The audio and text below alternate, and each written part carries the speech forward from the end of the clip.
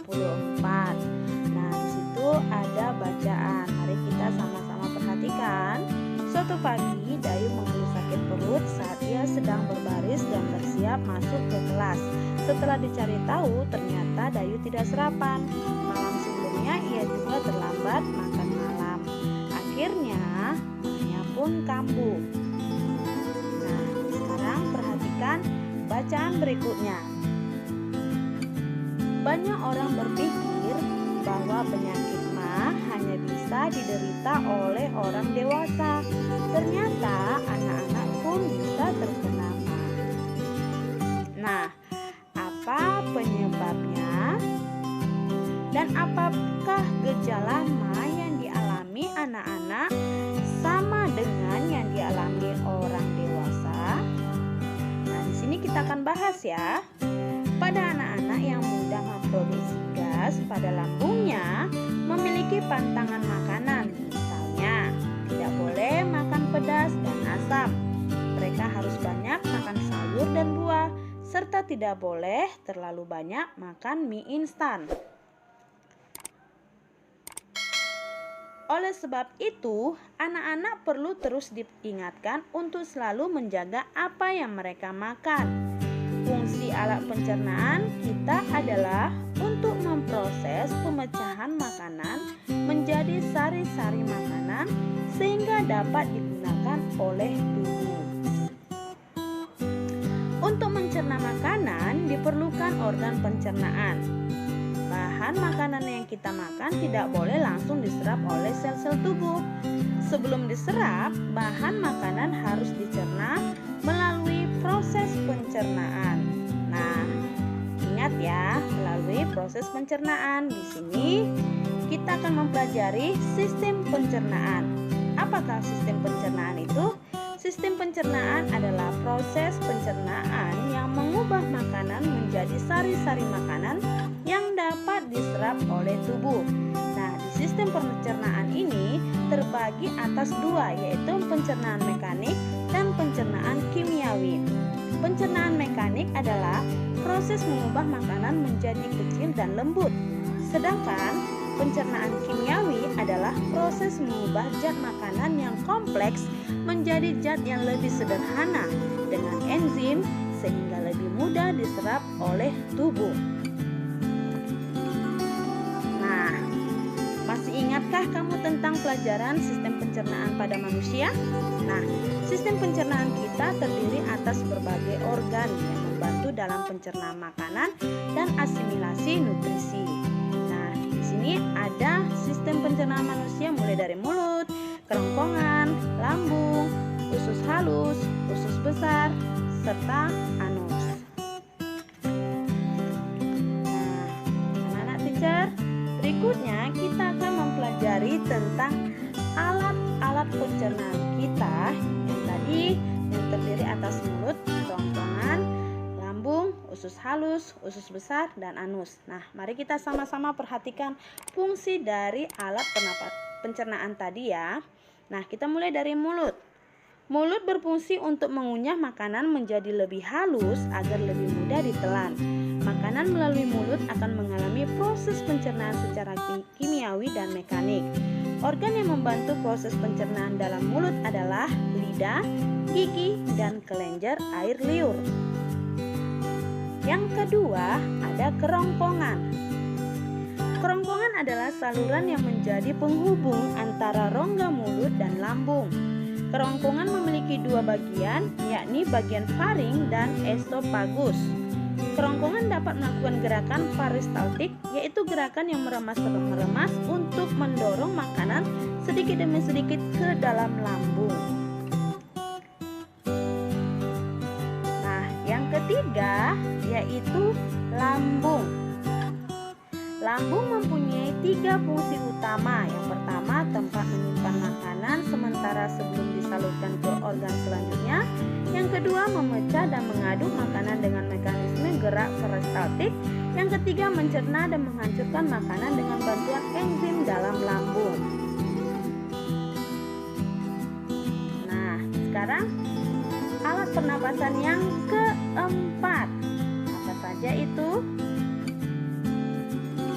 perhatikan, yakni usus halus. Oke, apa sih fungsi dari usus halus? Nah, usus halus berfungsi sebagai tempat penyerapan sari-sari makanan. Di dalam usus halus terjadi pencernaan secara kimiawi saja. Usus halus ini terbagi menjadi 3 bagian, yaitu duodenum atau usus 12 jari, jejunum, usus kosong, dan ileum, usus penyerapan.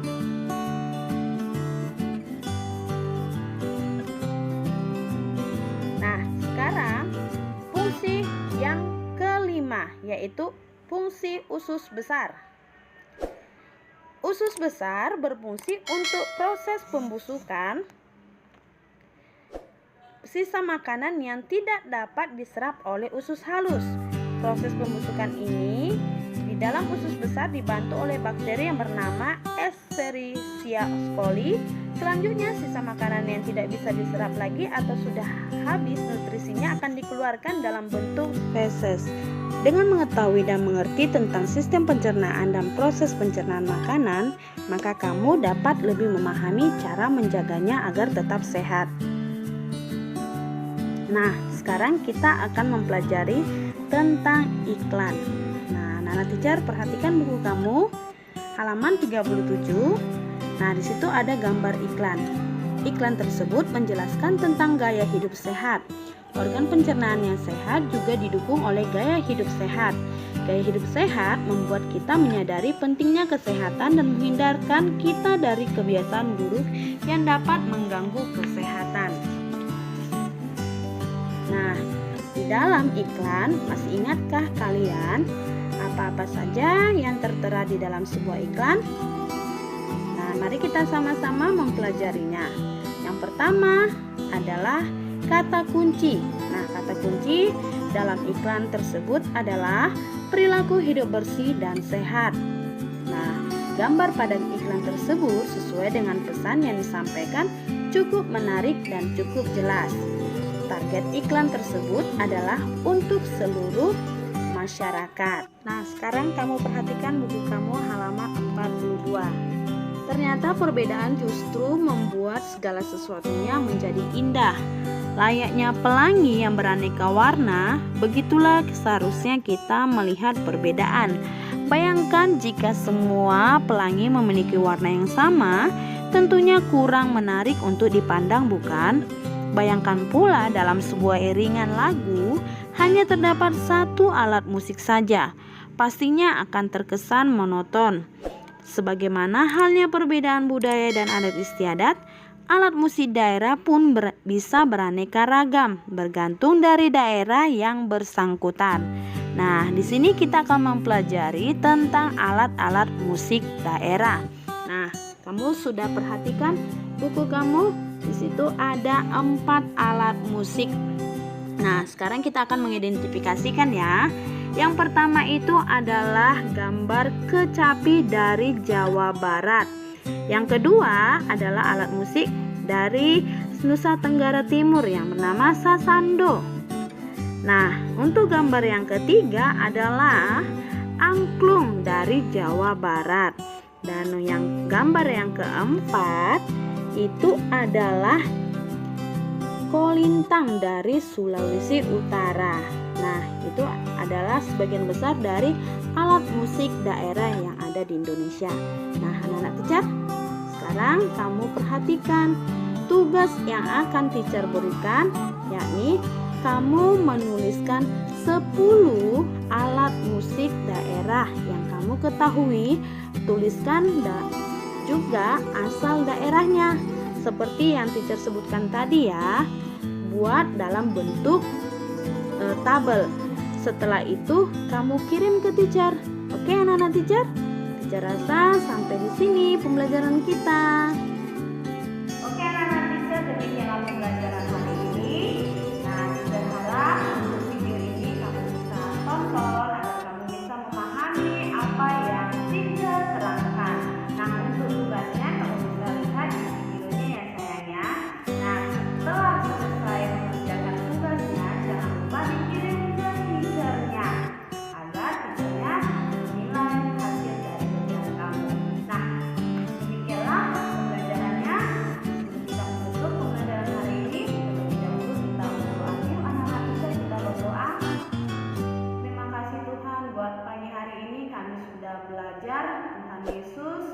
berkati kami agar kami bisa mengikuti pembelajaran berikutnya. Hanya di dalam nama Tuhan Yesus Kristus kami berdoa dan